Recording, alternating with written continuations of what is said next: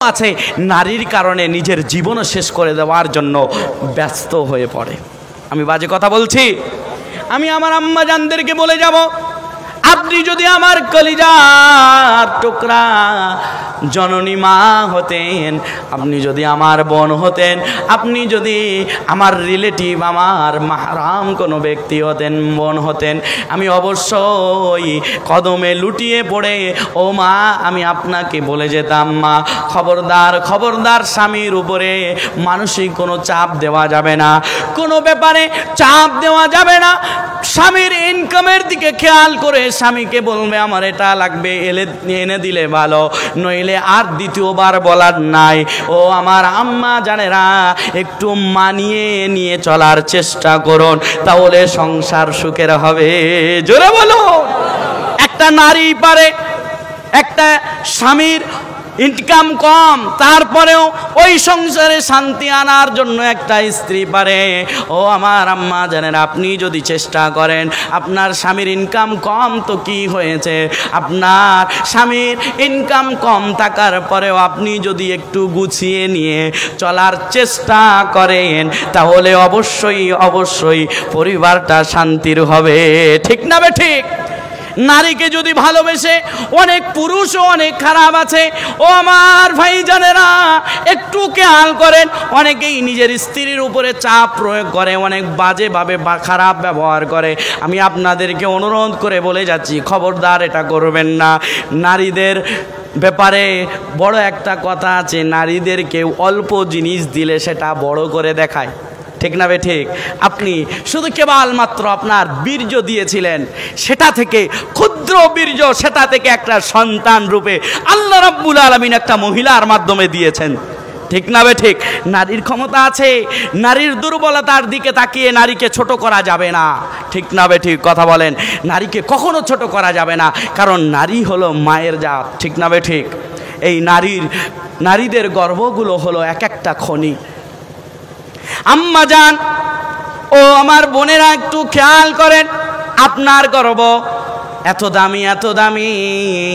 যুগে যুগে যত আল্লাহর ওলি এসেছে, তারা তো আসমান থেকে ডাইরেক্ট পড়েন নাই, ডাইরেক্ট এসেছে কি মায়ের গর্ভ থেকে দুনিয়ায় এসেছে। মুজাদ্দিদে জামান আল্লাহর ওলি আল্লামা আজান গাছি রহমাতুল্লাহ আলাইহি, ও দুনিয়ার মানুষ, তিনিও মায়ের গর্ভ থেকে এসেছেন। মুয়াজ্জিন হুজুর কিবলা রহমাতুল্লাহ আলাইহি, তিনিও মায়ের গর্ভ থেকে এসেছেন। হাফিজি হুজুর কিবলা রহমাতুল্লাহ আলাইহি, তিনিও মায়ের গর্ভ থেকে এসেছেন। শাবুল সিঙ্গাপুরি রহমাতুল্লাহ আলাইহি, তিনিও মায়ের গর্ভ থেকে এসেছেন। মওজুদা গদ্দিনাসিন হুজুর কিবলা, ও দুনিয়ার মানুষ, তিনিও মায়ের গর্ভ থেকে এসেছেন। জোরে বলুন। নারীকে সাপোর্ট করুন, নারীকে ভালোবাসা দিন, নারীকে বোঝান। ও আমার ভাইজানেরা, অনেকেই আছে অনেক দুর্ব্যবহার করে, মারামারি করে, অনেকেই আঘাত করে খারাপভাবে, স্ত্রীকে অনেকভাবে আঘাত করে, মানসিক চাপ সৃষ্টি করে। ও আমার ভাইজানেরা, খবরদার এটা করবেন না।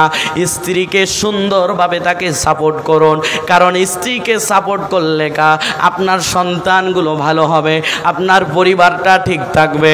আপনার স্ত্রীকে একটু ভালোবাসা দিবেন, ওই ভালোবাসাটা পাওয়ার পরে একটা নারী নিজের পরিবার সহ নিজের সন্তান সন্ততিকে সুন্দরভাবে তারবিয়াত করবে। জোরে বলুন। একটা সংসারে সুখ আনতে হলে উভয়ের সাপোর্ট দরকার। অনেকেই বলে আমি রাত দিন কাজ করি, আমি বাইরে থাকি, অফিস আদালতে থাকি, অনেক চিন্তা অনেক চাপ আমার উপরে আসে, আমি সারাদিন বাইরে থাকি, একটু বাড়িতে আসলাম, বাড়িতে আসার পরে স্ত্রীর উপরে অনেক মেজাজ নিয়ে কথা বলে। ও ভাই, আমি তোমাকে বলছি একটু দেখো খেয়াল করে, তুমি বাইরে চাপে ছিলে, তোমার স্ত্রীও তো বসে ছিল না, সংসারের চাপ নিয়ে ব্যস্ত ছিল।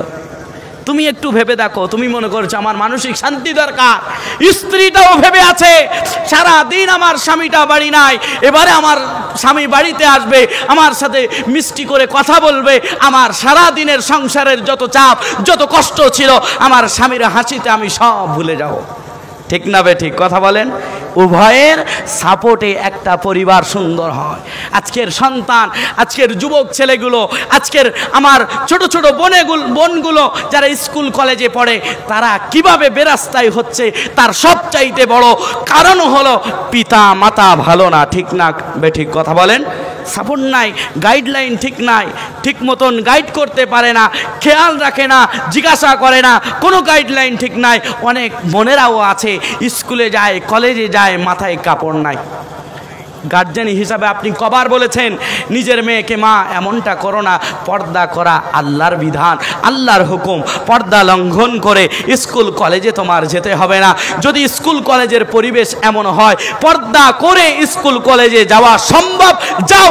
যেদিন দেখবে পর্দা করে স্কুল কলেজে যাওয়া অসম্ভব, ও আমার মা, আমি তোমাকে বলছি তুমি এভাবে বলো, মা সেই দিন থেকে আমি তোমার আদেশ দিয়ে রাখলাম, যেদিন পর্দা করা সেই দিন, যেদিন পর্দা করা সেরকম পরিবেশ থাকবে না, সেদিন দুনিয়াবি শিক্ষা দরকার নাই, কোরআনের হুকুমটাই আমার মাথার তাজ। জোরে বলুন সুবহানাল্লাহ। কবার বলেছেন?